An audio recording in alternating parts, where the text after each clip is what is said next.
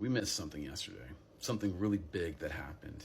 And I'm not talking about Charlie Kirk's death. I'm actually talking about the Senate. A resolution was passed which will give a lot more power to the executive branch, and we're just gonna have to take it.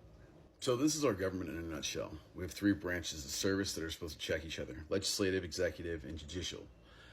The strongest branch is the legislative branch, and that's due to it being represented by the people. The House of Representatives, you vote for them every 2 years. The state Senate, every 6 years. Part of their job, besides the power of the purse, declaring war, and making laws, is to check power on the executive branch. But yesterday, that didn't happen. So Resolution 377, what it did was it amending the standing rule on voting for cabinet positions, lower end positions. We're talking about the lowest level of court, these guys right here, and also top level executives, not the very top, right beneath it in the president's cabinet. It normally works is the president makes selections for these positions. They go before the Senate in committee, will discuss these individuals and their merit for these roles, and then they could do a vote. Now this is very time consuming, and oftentimes the minority party will vote out certain individuals, which is good. You want to check power. However, what happened yesterday, we saw the nuclear option being declared on this. So the passage went 53 to 41. In other words, every single Republican voted in favor of this, which means now the president can take like 10 individuals, put them together, and have one vote for all of them. And since the Republican Party control the Senate, they can just push them through. Now, has he picked unqualified people for these jobs before? Yeah. But what just happened now is the minority party can no longer check those lower positions. They could be grouped together and forced through. They used something called the nuclear option. And what they essentially did was they changed the rules for good.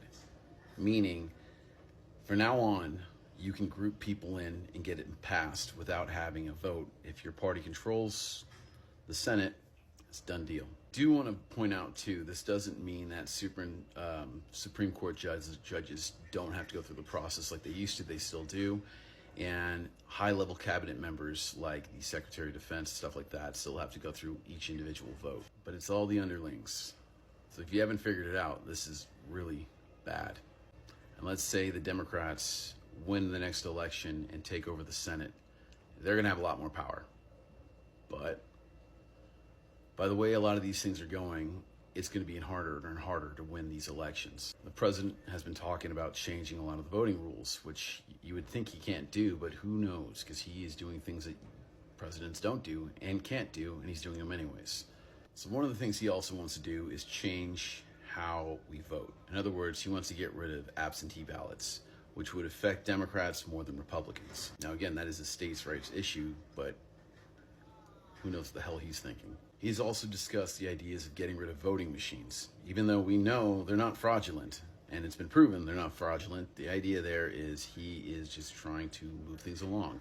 And the biggest issue, obviously, that he's bringing up is he's trying to gerrymander in states that don't have rules and regulations set up where you can adjust district lines in the mid part of the decade. So Texas, he told them to readjust those lines, pull more seats out of Texas for Republicans.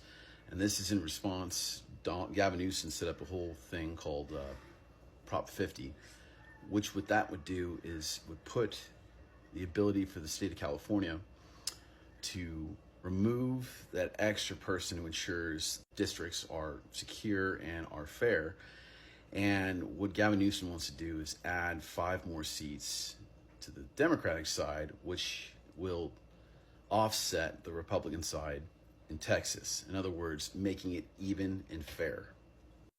Regardless, we are seeing an erosion of the House and the Senate as we speak. Every day this year has been something. And we are seeing that the Republicans in the Senate right now are literally bowing down to him and whatever he says.